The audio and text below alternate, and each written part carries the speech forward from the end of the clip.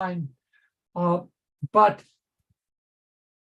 Tom Stoddard's new play, Leopoldstadt, won the Tony for the best new play.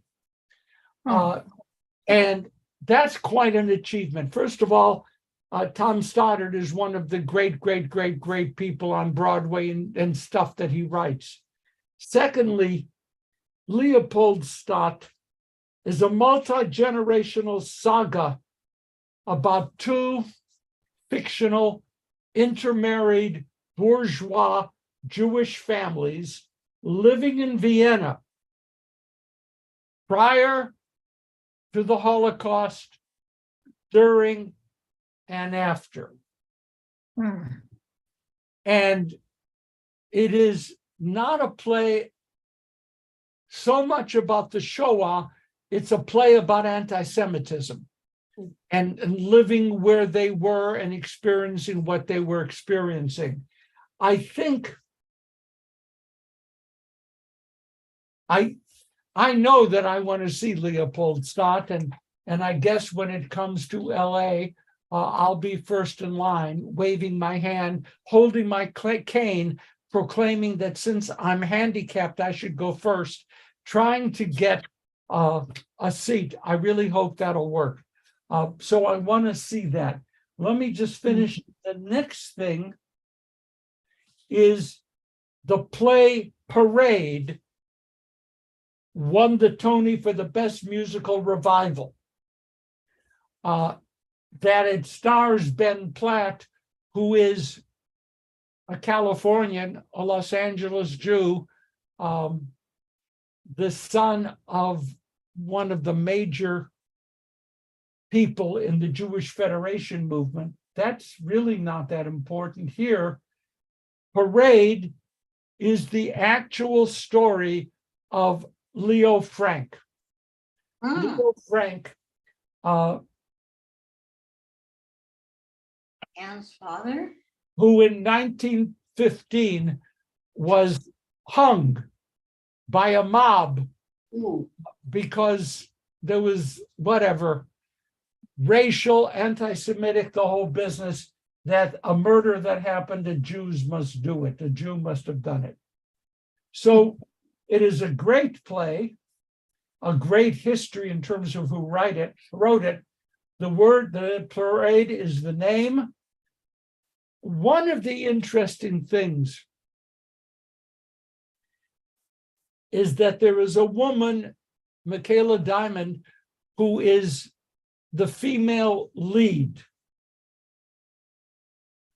Before every performance of Parade, she gathers the cast together to recite Kaddish for Leo Frank.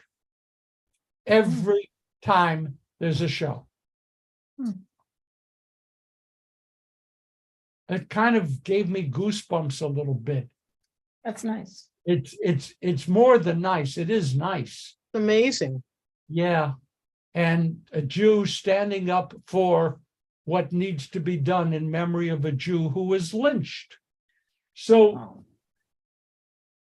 Parade won for the best musical revival, and that'll be coming around, and Leopoldstadt will be coming around. Those are two pieces of good news, even though the topics are not fun. Steve. We just got back from 10 days in New York and saw both of those. They were both absolutely superb. And if you want to see a show that will blow you away, Jodie Comer's Best Actress Award was very well deserved. what show was that, Steve? Which show did she get? Prima Facie, it's a one-woman Prima Facie. show with I Jodie can't Comer. see And Comer in a play, because in Killing Eve, she was a homicidal murderer, and she was a really great homicidal murderer. She was. In fact, she almost didn't get the part because the producer, because of her role in Killing Eve, thought she was Russian and was shocked to learn she was British. Yeah, she's a British mass murderer as opposed to a Russian. Okay, but in any event, so thank you, Steve. I wanted to share those names with you because, well, Steve saw the actual plays. I have not, but they will be coming to LA. A recommendation. Okay, another interesting thing. Joe Biden has invited President Yitzhak Herzog, to come to Washington to visit and have meetings at the White House. He is going to also deliver a speech to the House of Representatives. As of now, the Prime Minister of Israel has not been invited by Biden to visit. Trust me, this is a huge sore point. Yitzhak Herzog, Isaac Herzog, Bougie Herzog, is an outstanding president. And he has done great job in trying to find a middle ground with all the stuff going on now with the Netanyahu extremist government. And Biden has been in touch with Herzog, expressing his gratitude, sotto voce, off to the side, alone, the two of them, but the leaks were there. Biden has been calling Herzog and saying, doing a great job. And now in return, this is payment. Herzog is being invited to the United States to visit in the White House. Not Bibi. Next item on the agenda. If I say Shlomo Carlebach, what occurs to you?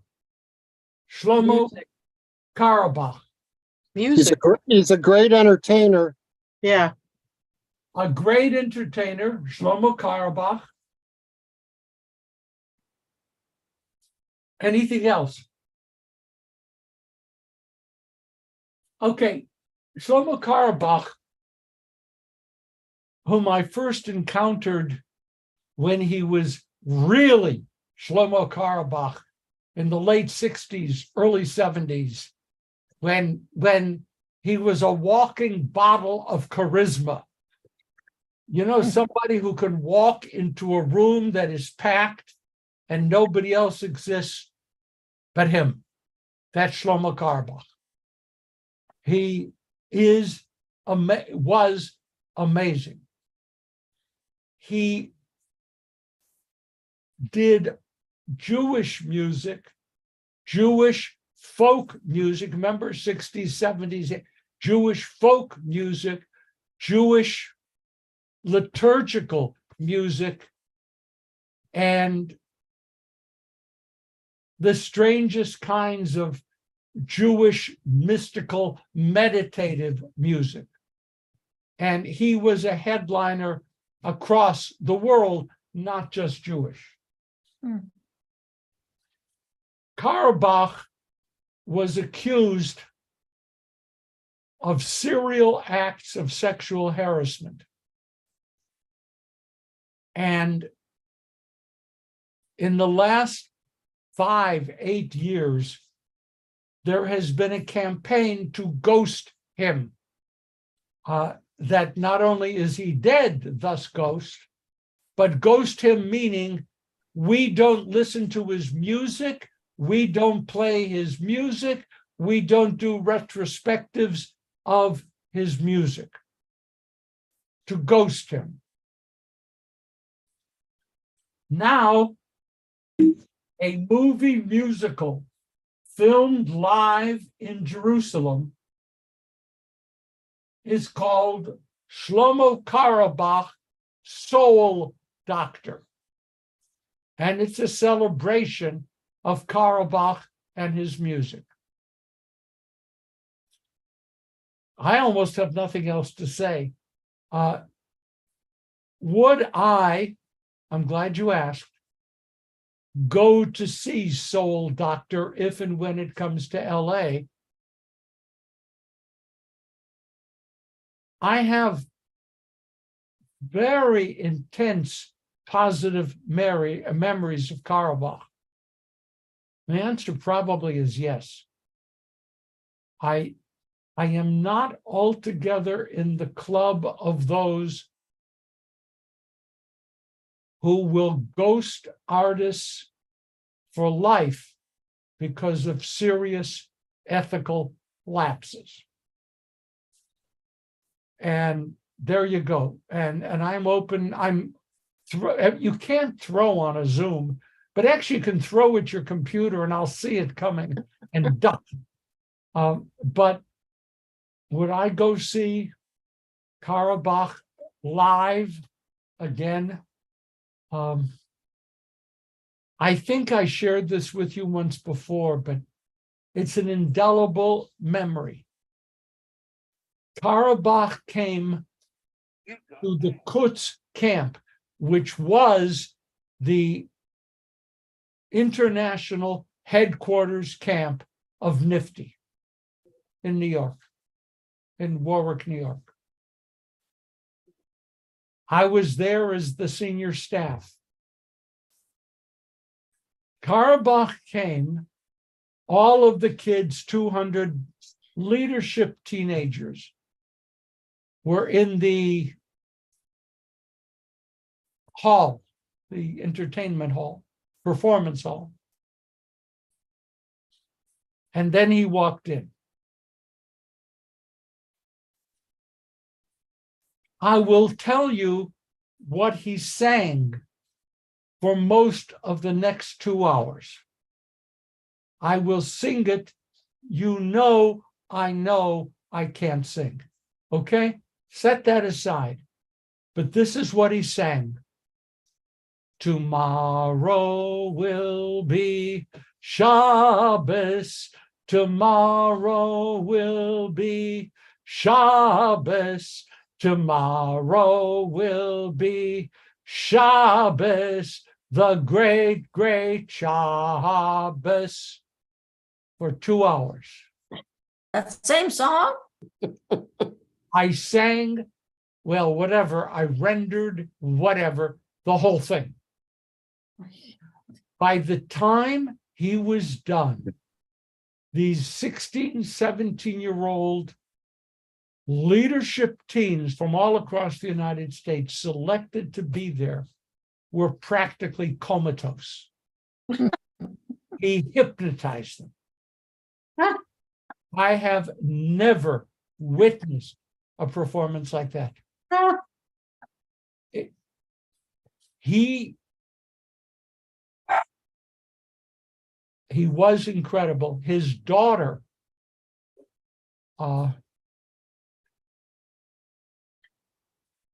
succeeded him as a singer, folk singer.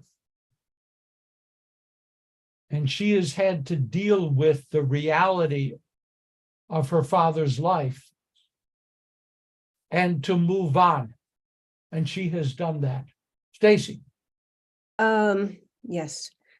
Question, Rabbi, but before you do, just a point of clarification, Rabbi, was he alleged to have done these sexual harassments or was he convicted? Just be, Never went to jail. He was never charged to my knowledge. Never charged in a court.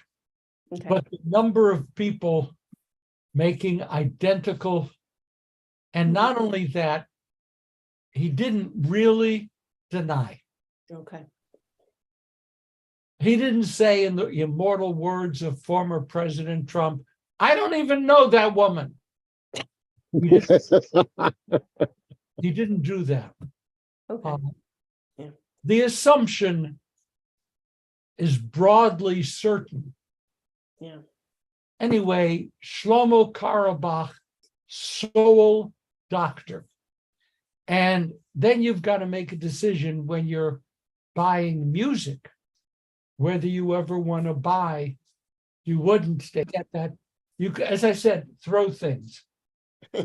Okay, leaving soul doctor in terms Well, of. before we leave it, I just want to say that it's based on a musical that we saw in New York many moons ago before all of these allegations came to light. And in case you were worried about the rabbi's rendition of his music, there is a lot more and varied music in the musical than those 3 words. I'm glad for that. Did he do those 3 words? You don't remember? It wasn't, no, it was the musical. It was not him. Okay. So, This he- movie is based on a musical. not showing Karabakh. He was not live. This was a live show. I'm not going to see the play. Okay, good. Okay, that takes care of that for Stanley. Next, we're going through the entertainment world. This is Los Angeles after all, and appropriate for us. Tucker Carlson.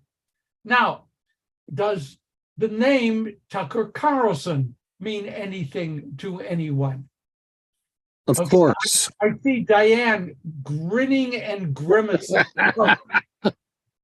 Diane, Tucker Carlson, what does that bring to mind? He was fired from Fox. He was fired from Fox. Diana, I can't hear you. Now I'm on. He said some things that he was very much on one side of the fence. And he is now doing TikTok, I heard, and they're suing him. That's what I heard. Oh, he's doing Twitter. He's Is with it Musk. He's on Doing Musk Twitter. hired him. Twitter? Musk has hired him to do, yeah.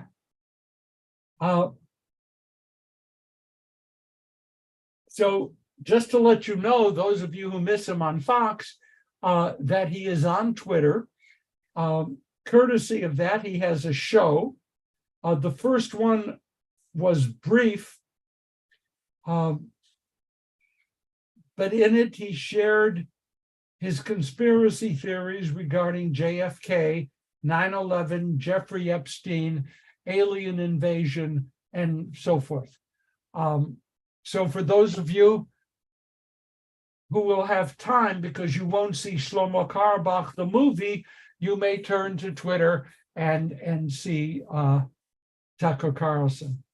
I have to tell you, because I have a weird eclectic taste, a little piece of me actually wants to hear him once or to see him. I want to see what he's about. Okay. Israel. It's not going to be breaking news. Lots of things. Forgive me, my mind keeps shifting back. Apparently, many of the scheduled indictments of Trump from Atlanta and perhaps New York, probably New York State, people are now saying that those indictments will all be held on the shelf until the trial in Florida is over. So we have to be willing to take a very large, deep breath and not be frustrated by the lack of resolution, whichever way it goes. Lack of resolution. It's going, therefore, very clearly going to hang over the next presidential election. It seems that today I was on the treadmill for an hour and all the commentators agreed for an hour. It looks like package your expectations, accept the frustration, delay is in the wind. There will be no resolution prior to election.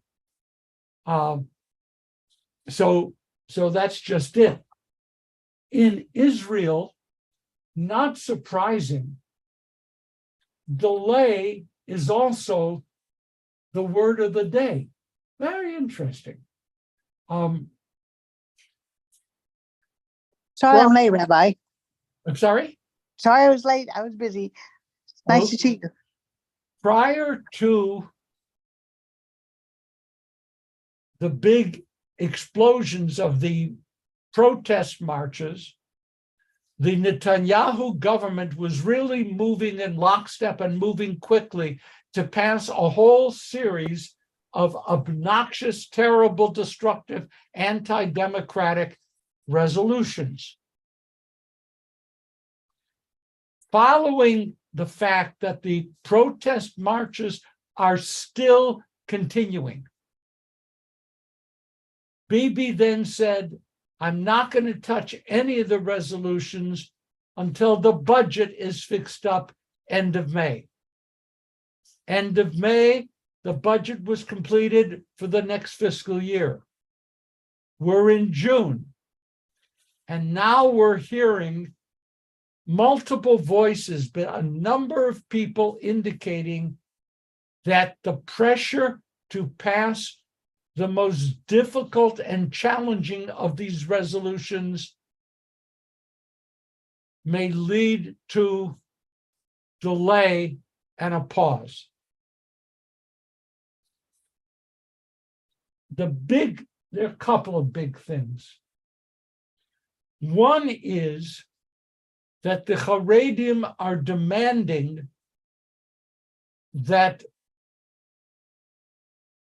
requirements for Haredi youth to serve in the army be dropped. You know, those requirements in any event are much less than what the average Israeli guy will confront. The Haredim already have a get out of jail card with that. Now they want pretty much wipe out the requirements of Israeli Haredim serving in the military.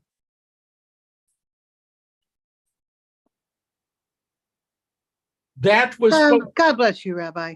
that was supposed to be resolved this week.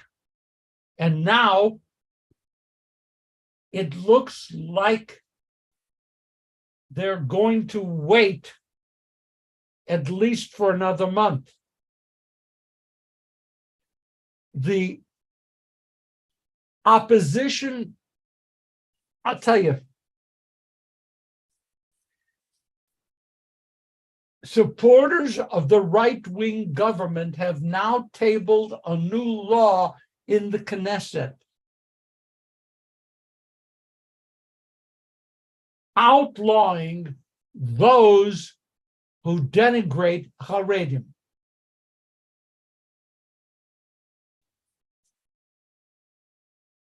Now you could say, well, that's like someone passing a law saying anti-Semitism is wrong, so that's good. There's not a problem. The problem comes because in the military draft question, there are two sides.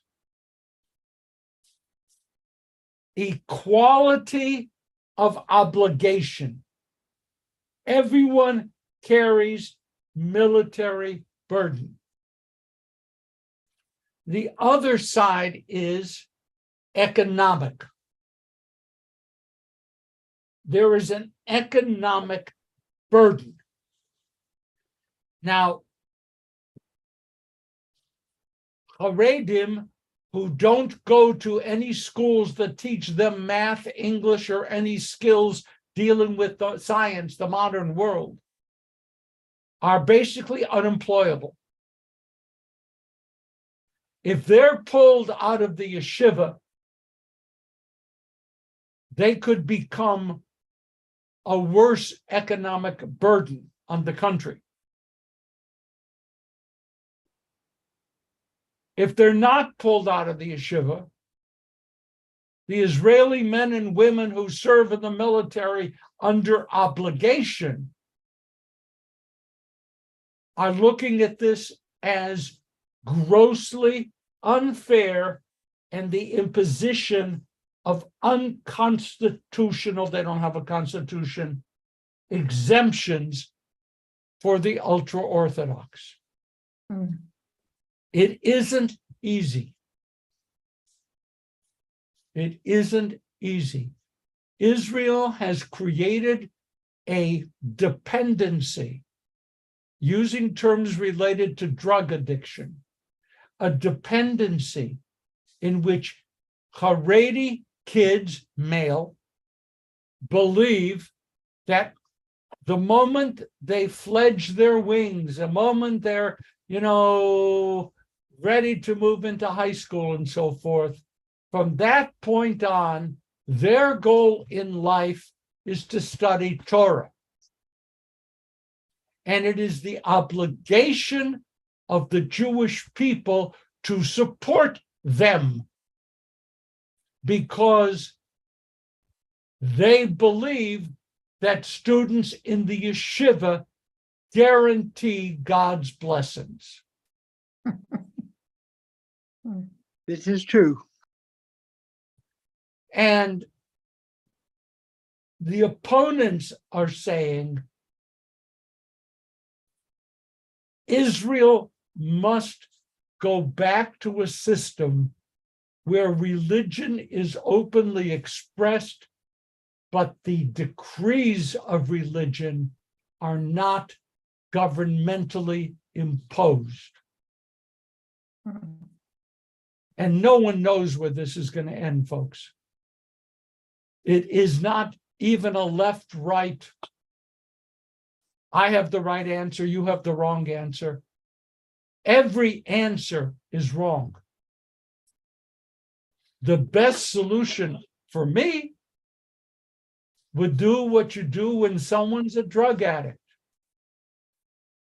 Cut them off and start building a new world, proper world. But I really doubt that they're going to do that, Stacy. Question, Rabbi.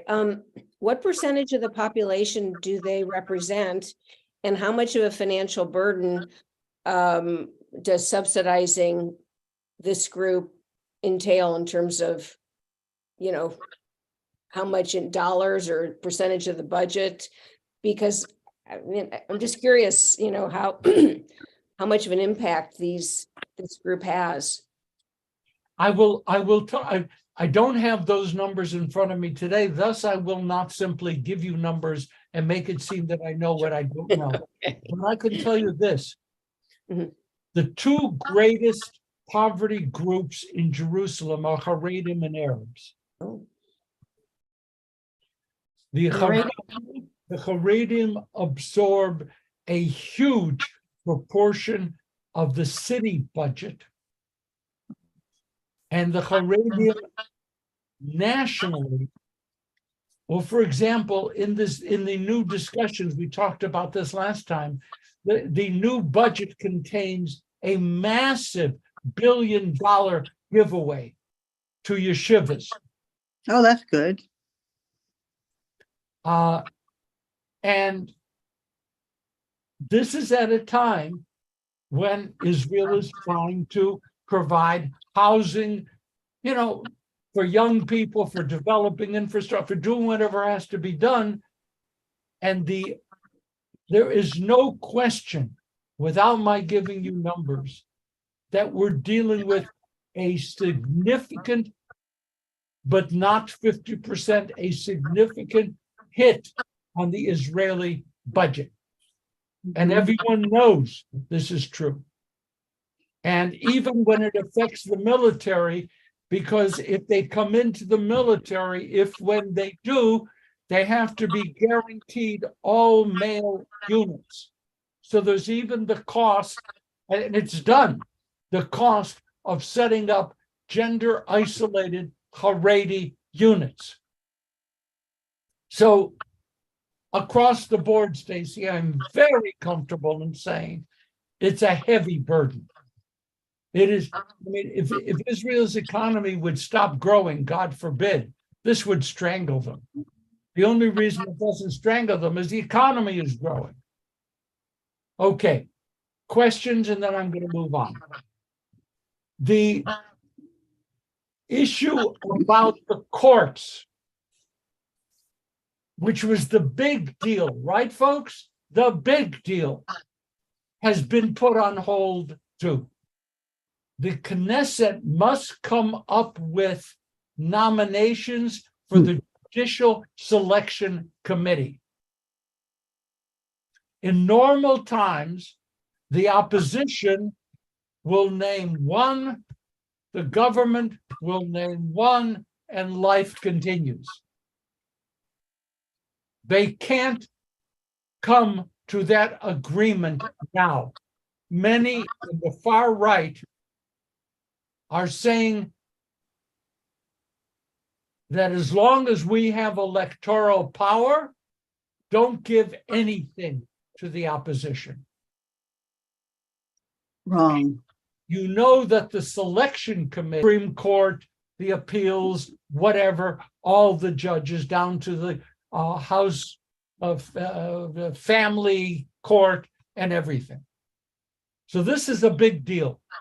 And once again, as with this has suddenly been put on hold. The vote was supposed to take place today. I was all set to give you my insightful analysis as to where that vote led. It led nowhere.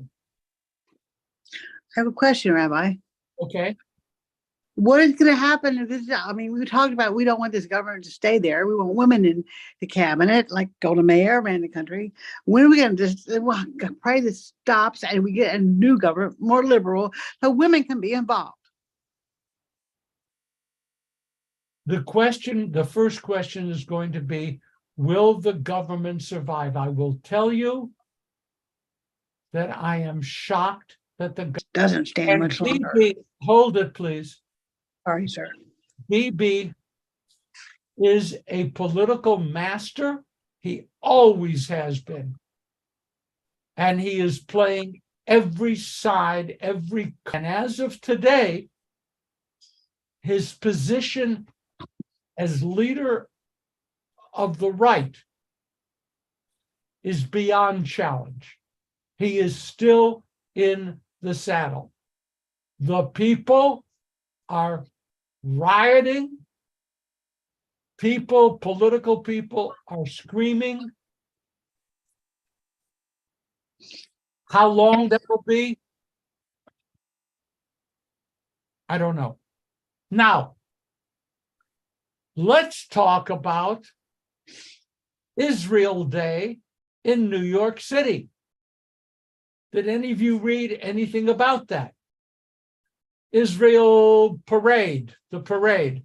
Mona saw part of the parade on her way to her reunion. Yeah. I've participated 2 or 3 times in the parade. I would be recognized by the tall old person holding an Israeli flag. Now, that parade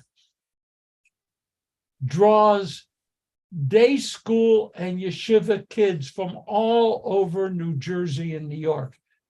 Parade draws all the organized Zionist groups.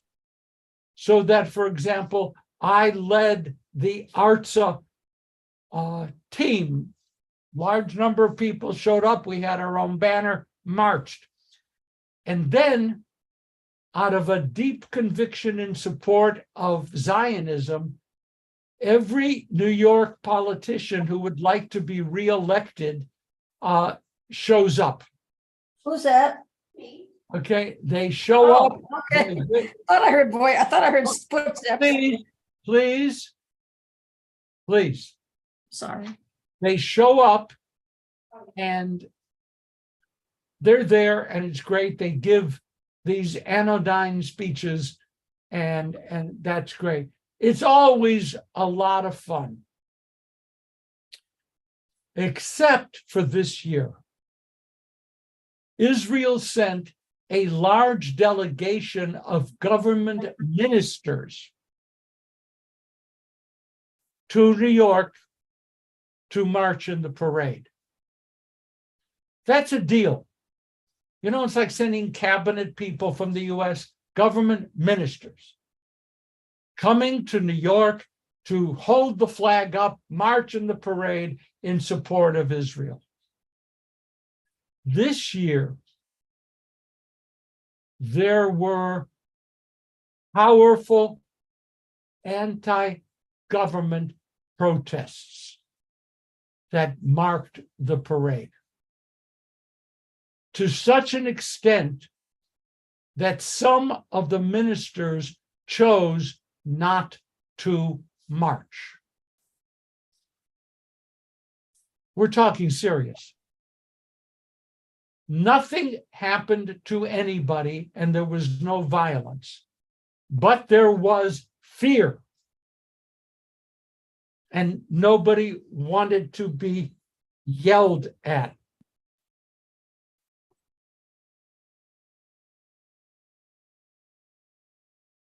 The Israeli Minister of Diaspora Affairs, Chikli, was in the parade. He's Minister of Diaspora Affairs. He's the guy who's supposed to, develop relationships between Israel and the United States Jewish communities. He was in the parade. He was not going to back down. The protesters saw him and screamed and yelled, as people can. It's a political world, it's democracy. And this articulate leader of Israel did this to protesters. God bless him. Please. He did this to the protesters. Later, he said, I wasn't giving them the finger, I was saying, smile. Except that there were pictures of him giving them the finger. Having the Minister of Diaspora Affairs give the finger to American Jews protesting on behalf of Israel is more than a disgrace. Mhm. It was awful. So that Chikli could continue his work, he then publicly condemned J Street as being basically like German Americans who supported the Nazis. I am a member of J Street, God and bless you. I am not. I've had my disagreements to such an extent that while we were in Israel last year, the head of J Street Israel came to sit with me and to try to say, we're really not always extreme. There's some things that J Street does which are troubling to me. But overall and increasingly, I am comfortable supporting J Street in the current environment. Chikli basically compared J Street to Nazi sympathizers. Not a good thing. I say that Chikli is not a good person. I take that as an evaluation of his personality and of his ethical and moral stance. I'm going to shift to America now because there's big news, and I hope that you already know about it. Do you know, first of all, the campus of the American Jewish University? Please raise your hand if you know what I'm talking about. I see, okay, maybe half. That's interesting. Okay. The conservative movement bought a piece of property in Bel Air, directly across the street from the Stephen Wise Temple. Okay, so you got the picture? The property is a gorgeous piece of property. On that property, they built an undergraduate school, a rabbinical seminary, a mikveh, a library, etc. Every time, now I handle a bunch of the converts for Wilshire Boulevard. Every time we have a mikveh, I'm at AJU. It's standard. The undergraduate school, viable, empty buildings. The rabbinical school is shrinking the way all non-Orthodox rabbinical schools are shrinking. More empty space.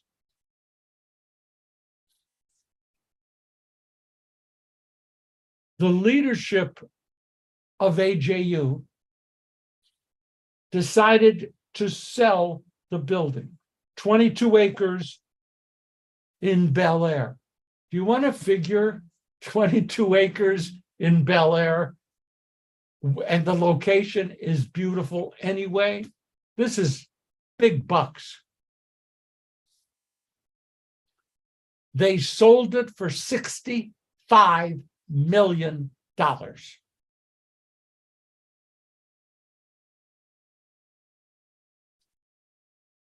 The Milken High School had tried to buy it. Their price was $60 million. However, a Swiss education company paid 65. They want to make the campus of AJU truly one of the most beautiful properties the Jewish people have. They want to make it into a 12-month study program for Asian students who will come live in the dormitories and study there.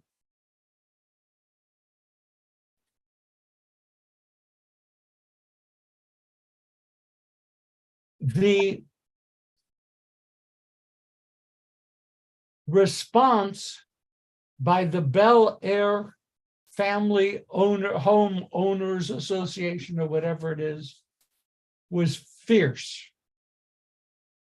They did not want that property to become the setting for Asian students to be moved for a year, no roots, into Bel Air, out, new group in. They didn't want that. 3 weeks ago,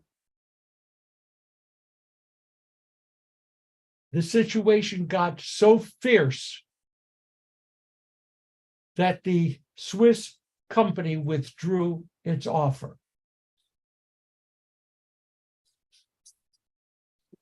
So, what are we left with? We're left with a block of buildings that housed an undergraduate school that doesn't exist. We're left with a facility for a rabbinical school whose population is shrinking. Hold that property. They've got to get rid of it.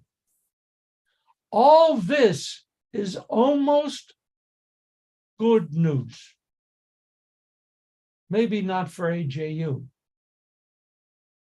They went back to Milken and they said, well, you were offering 61, we had 65, but there you were at 61, let's do that. And the initial response was, well, property values have dropped in the last 3 years. Housing costs are up. It's not worth that much to us now. That's where it stands at this moment with Milken. It's not a yes, it's not a no, but don't come back to us 3 years later and ask for the identical deal. What are the possibilities? Now, here I speak with a blessed lack of knowledge. The Hebrew Union College is in a terrible facility. What if the Hebrew Union College and the Ziegler Conservative Rabbinical School could work out a modus vivendi? Not bad, right? The mikveh is there. The whole Jewish community wants the mikveh to be there, even though Congregation Beth Am has already announced that it's launching a building program to build a mikveh at Beth Am when AJU closes, which now it's not. There is so much going on out there. What if they take that facility and, among other things, provide living for elderly and for people who need support, right? In a variety of ways. Or at least part of the facility. What I'm saying is, keep your eyes open. Literally, the collapse of a $65 million sale, future of the Los Angeles Jewish community. All right. Okay, and then I have a couple things we're going to have to run. Merle? So I'm thinking about the HUC. What happened if HUC were to take this property? What happens to the relationships it has with SC? No, that's not an if. Okay. Oh, okay. Where in its red-soaked ledgers would the Hebrew Union College find? That's part of the issue. Okay, so Probably the biggest part. So the question involves group think. Part of this over here, you have a rabbinical school. Part of this over here, you have a this, that. You can have a multi-purpose community looking facility. That's Skirball could take part of it too. I mean, could be part of that community. Well, I'm not going to give Skirball's money away. I don't know. Yeah. I mean, there's no answer right now. No, the answer is there is a chance that the Los Angeles Jewish community could amazingly benefit. Definitely. From what's just happened. And that's fun. Ann Hyman? I was going to say I'd like to donate the money one day. Ann Hyman? Sorry. Unmute. There you go. Yeah, hi. I think this is the first time I've joined this group. I just think, yeah, hello, everybody. I just think, and I put it into chat, I think one of the problems is the accessibility of that location. People left Stephen Wise Temple because they couldn't get there anymore because of traffic. It was just too difficult. So I think it is an amazing parcel of land in the middle of Bel Air, but I think there's some practical issues that also make that particular location difficult for people to get to. Yes, and yes.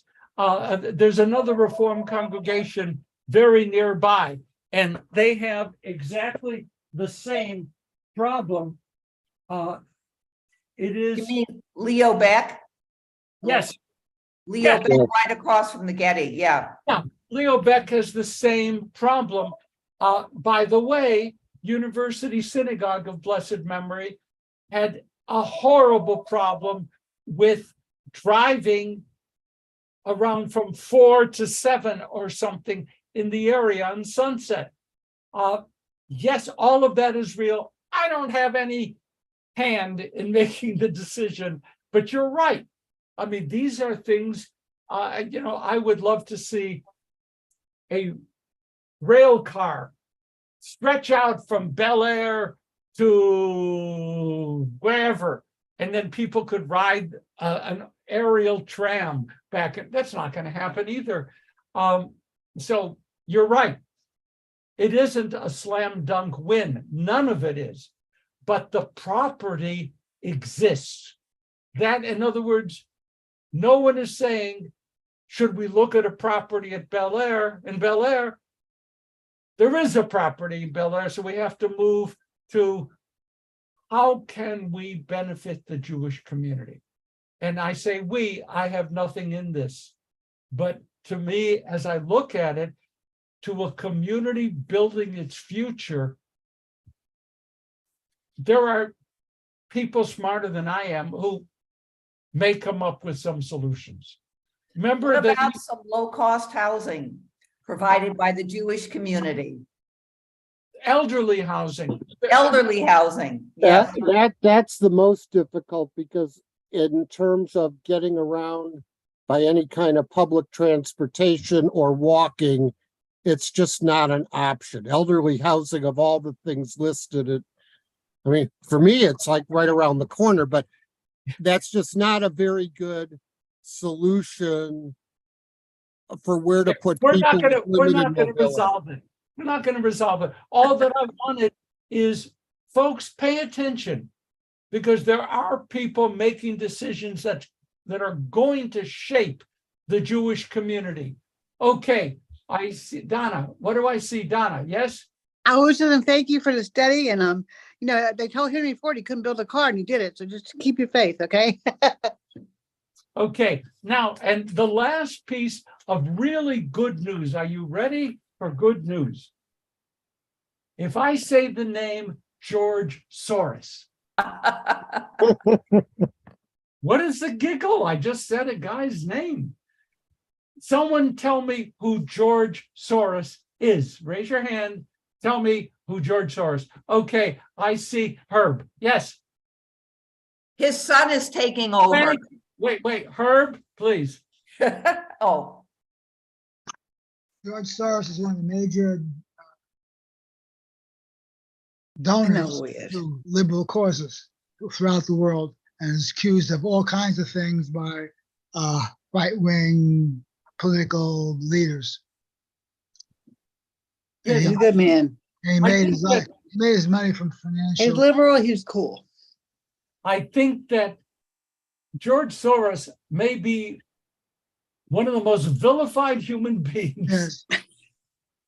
ever. Bye. Okay, and And his son is taking over. yeah. so he does have a $25 billion empire, which probably allows him to sleep comfortably at night, even though he's hated by all kinds of people. But now, at 92, George Soros, 92, he is turning his business over to his son, Alex, 37 years old. 37-year-old, this is your birthday. What would you like? I'd like a $25 billion empire. Oh, okay.